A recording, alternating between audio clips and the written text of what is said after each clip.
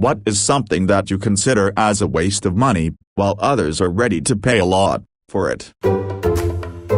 Strip clubs are hilarious. I live in one of the lowest cost of living states in the US. I haven't been to the strip club in my small city in probably 5+ years, but the single bottle of beer was just about the cost of a 6-pack in the supermarket. Long Island iced tea, that'll be $16, and they were served in these tiny, I don't even know what to call them, goblets. Not a proper pint glass in the entire titty bar, but people go there lol. One of the things I like about living in Japan is how I can go into a supermarket and walk out with two 500 milliliters cans of 9% Chuhai, shochu or vodka highball, for a grand total of 250 yen, about $2.27. It's the equivalent of about 7-8 shots of hard liquor that, depending on the flavor, doesn't necessarily taste strongly of alcohol. The 2 cans are enough or more than enough for a single evening. I can't conceive of any possible way to consume as much alcohol for such a low price back in Canada, except maybe if you can find some ultra-cheap Gutrot in a bulk size somewhere, or perhaps distill it yourself in a hidden shack. Hell, these drinks wouldn't even be legal in Canada. Imagine someone being able to get properly drunk for less than a slice of pizza and a Coke. Bonus: it's legal to drink in public in Japan. $1.25 9% tall cans in Canada or the US would lead to death and destruction and the eventual collapse of society. Japanese doctors have recently protested the drinks,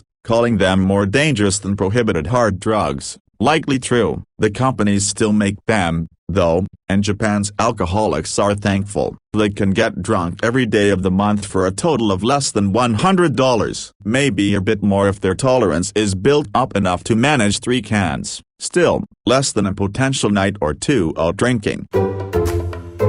My fiancée loves her diamond ring, but it's got a low-profile setting with one center gem and then a ton of really tiny ones. They aren't the purest diamonds out there, but the setting and the sheer number of them make it sparkle from any angle. All her friends love it. It was less than $1,000, and after a full day of shopping it was her favorite. She picked it but basically told me to surprise her. Easiest choice I ever made lol. Also LPT. A lot of smaller rings look less impressive next to the $4,000 plus gigantic stones in the stores, but you get them out in the sunlight, real world, and holy shit they're bright and beautiful. Don't be intimidated in store, it's all relative. Super expensive wedding rings in general. Both our wedding rings were under $100. She got synthetic sapphire with a couple tiny diamonds. I got a plain tungsten band. Bought her a bigger natural sapphire with a couple bigger accent diamonds for our 10th anniversary. Still only cost $350. Any woman who demands an expensive ring is a woman you don't want to marry. Just shows how shallow they really are. I'll pay good money for clothing that fits well, feels nice to wear, and lasts a long time. So that ends up being weird combinations of the Target t-shirts, Calvin Klein underwear, mid-range jeans, etc. As for dress clothes, I just buy shirts a little too big and have them tailored. Suits are mostly based on the pants, and shoes tend to be on the more expensive side with nice, inexpensive pair for everyday casual wear.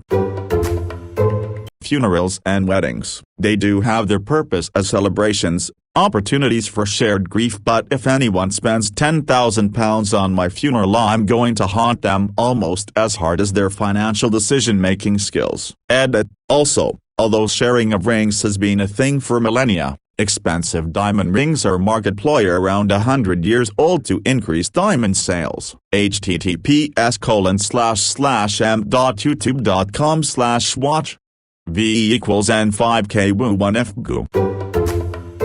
I know funerals aren't actually meant for the dead, but I agree, it's such a terrible waste of money. When I die, I want to be harvested for anything that can be donated, then have the rest sold to the highest bidder. Med school, weapons testing for the army, necrophiles, someone who needs a warm place to sleep on a particularly cold day on Hoth. I will be dead. I won't care what happens to the leftovers.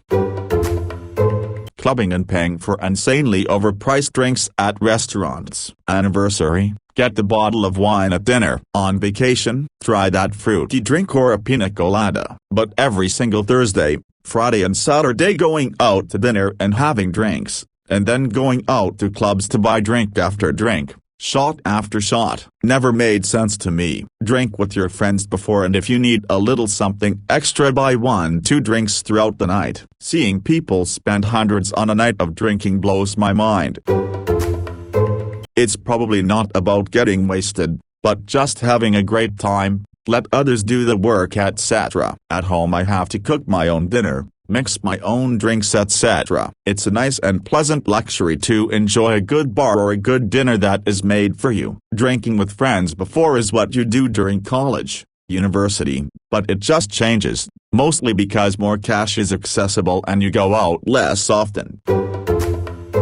This was always my philosophy, but I already have a house. I am at a point in my life where I have been successful as a single person. Vacations and home improvements are really the only big expenses I expect. For context, I am in my 30s and don't want kids. I love my partner, but if we ever do end up getting married, it will definitely feel more like choosing to merge our existing lives, as opposed to when I was in my 20s. I thought of it more as building a life together. I agree it's silly to overspend on a party, but I also see why. When you want to feed all your friends and get them drunk at your open bar, dance all night, look pretty and pay someone to photograph all this, while not excluding half your group because of costs, well, I can see how it adds up, and if you have the money, could be worth it.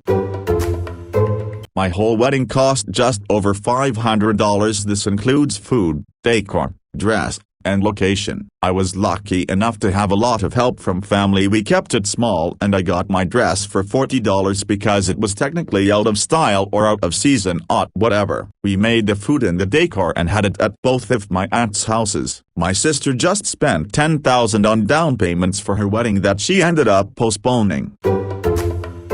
I didn't have much of a choice. My wife and I would have preferred a small, intimate thing with family and close friends, but her mom comes from a family where you do these big events and invite tons of people, and they were paying, so to them we'd afford. I spent most of my wedding thanking a bunch of people I never met, barely met, for coming instead of hanging with my close friends and family enjoying myself. I used to think it was brand clothing and shoes, but actually now I'm older, whilst maybe overpriced, they are usually fit better, last longer and look better than non-branded cheaper clothing. Not necessarily designer clothes or the main brands, but a decent brand that costs more, again usually disproportionately, is much better than lower priced clothes. Decent breeders, who aren't purebred ones, will know the temperament of most of their dogs, and will train them from birth. One I know will do things like play noises to get the dogs used to them, so they won't freak out from sudden loud noises, like fireworks. If you have very young kids or other pets, that can be important. Yep, I think I spent $300 on my dog's adoption fee, but it goes to helping the rescue pull more dogs from shelters.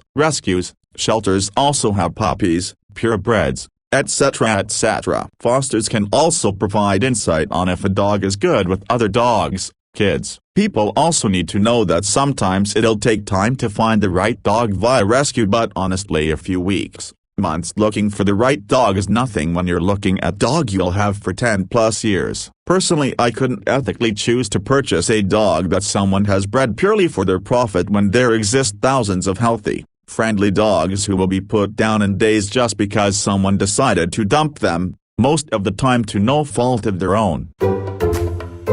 Yeah, it's pretty overhyped, but I do appreciate that they'll just make whatever you ask for. In more snobby coffee places they look at you like a loon if you ask for ice in your coffee, or whatever. Starbucks just goes, "Meh, that's not the craziest thing someone's asked for, here you go." Honestly, as a long-time Apple user, I think they are worth it. I bought my first MacBook Pro in 2008 and used it until 2013. It still worked just fine, but I needed something with more power for what I was doing. I bought a mid-2012 Mac Pro Tower and still use it to this day. It'll be 10 years in a few months, and this is my main desktop workhorse. My current MacBook Pro is from 2015. So already 6 years old and works just like the day I got it and still runs the current version of everything. No reason to replace it anytime soon. I will say though, I usually max out the specs on my computers, but it's always worth it in the long run. Apple has great build quality of their products, and I think if you treat them well, they'll last you a long time and are worth the price. I've used many friends' computers and lower-cost phones and products, and I'm often amazed how sluggish and shitty they run and how frustrating they are to use. Both my computers are old and run butter smooth. Just my 2 cents. In my view, you're paying for the ecosystem as much as the product. It all works together near seamlessly. The user experience is worth it in my opinion. I work in IT and deal with PCs all day. They're more complicated, require more maintenance, and just has a clunker feel. I like coming home and my shit just works. They're an investment. My mother's partner bought a really rare Rolex as a present to himself after he sold their business, and a Middle Eastern guy who was browsing the same place, very slick London outlet where you book an appointment, that kind of deal, offered him £30,000 over what he was paying on the spot if he could have it. To some, you can make a serious living on them, but yeah, they're also mostly a massively expensive waste of money. Designer bags. I understand getting a nice purse that isn't, like, $15 from Walmart if you're going to be using it every day, but I don't understand spending thousands of dollars on it. I have a bag from Madewell that was probably $100-ish that's sturdy and looks nice. I don't understand why I'd want to go beyond that. I think this one is massively subjective and down to experience. I drive for a living and have had 2 cars utterly shit the bed on me, but not before I've thrown in excess of $3,000 at them to get the faults repaired. And I'm a canny buyer. I test, and test, and test, but ultimately you're buying a car that's X years old, depending on your budget, with X miles on the clock, so the likelihood is that something major will happen at some point. My wife absolutely never owned a new car, and yet she now pays around £50 more a month than she did in loan repayments for her last 10-year-old Ford to have a brand new, zero-mileage compact SUV that won't need and mow for the entire length of her contract and where any servicing or repairs is covered. It wouldn't work for me because the mileage I do per year is way higher than the limits leasing companies allow, but for her, it's a far better solution than buying a shit box and maintaining it. For me, that would depend on how much I rely on my car. For instance, if I have a 35-minute commute, or I'm an Uber driver, pizza delivery, etc., I would want a car that rarely visits the shop, giving me as little downtime as possible. If I worked from home, or lived 200 feet from where I worked, I would probably buy a cheap beater. I go back and forth on this. It seems ridiculous to have someone paint your nails for you, but at the same time it's a real perk to have your nails done up and know they look good and you feel put together. Mental health wise, I'm all for it. Also, as someone who's also on my feet a lot chasing preschoolers, it is so nice to have someone rub my feet and to also know they look as good as a foot can look. So from a mental health perspective, I say go for it. Sometimes you just need a perk and to feel taken care of. You can't really give yourself a real facial unless you're a professional. I'm thinking of certain procedures like extractions and such. I agree that paying someone to slather cream on your face or put on a face mask is a waste, but there's a range of things a professional esthetician can do that you can't on your own, or at least, shouldn't. I was at a friend's place recently and she had a bunch of these new candles scattered around their apartment of varying scents. She mentioned she had recently spent about $500 on candles from a local candle artisan. Just seemed excessive, but maybe because I'm not really into it. Cars, ridiculously fast depreciation. I suppose I don't have an issue with people who have their finances down putting money out for it. But young people financing $30–40K cars that they'll end up paying $60–70K for over the course of 7 years pisses me off. I'll keep my 35-year-old pickup truck. Thank you. It's not about the money, it's about why? Because I'd spend far more tbh, but, tier rideshare vehicles, class. I have a nice car but I'd prefer to do rideshare stuff. Whatever basic vehicle is fine with me. What's the point? If I were in a situation where that somehow mattered, I go with full-on executive car service where it's not only the vehicle but a professional in the type of service and treatment that rideshare isn't anywhere near. Luxury sports cars. I'm totally for function, and I'm a sucker for solid craftsmanship, quality manufacturing. But I would get no joy at all from a luxury sports cars. It makes sense that people with disgusting amounts of wealth can dump their money wherever, but I've known some people who aspire to buy a Lambo as soon as they can possibly afford one. I don't understand it.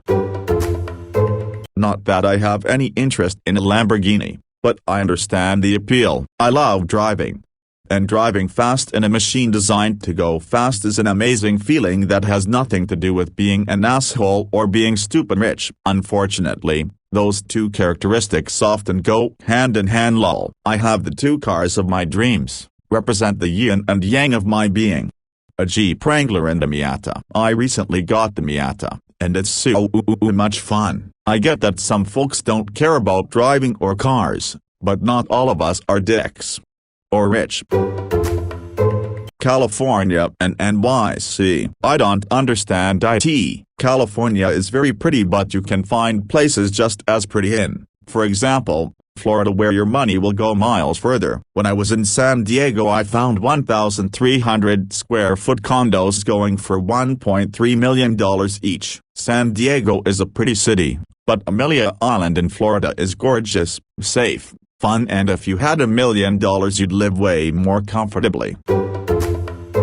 I have researched that #1 economy in the country beating the runner-up, Texas, by almost 3 times as much. It's a great and important state. I don't want pay to live there. I want to live comfortably and safely and not have my life be consumed by work. That's no way to live. To me, it's not just a waste of money, but a waste of my time alive. I'd rather sacrifice the beauty and lifestyle and work 30–40 hour work weeks in a cheaper state than 60+ hour work weeks in California. It's just my personal priorities based on my own values.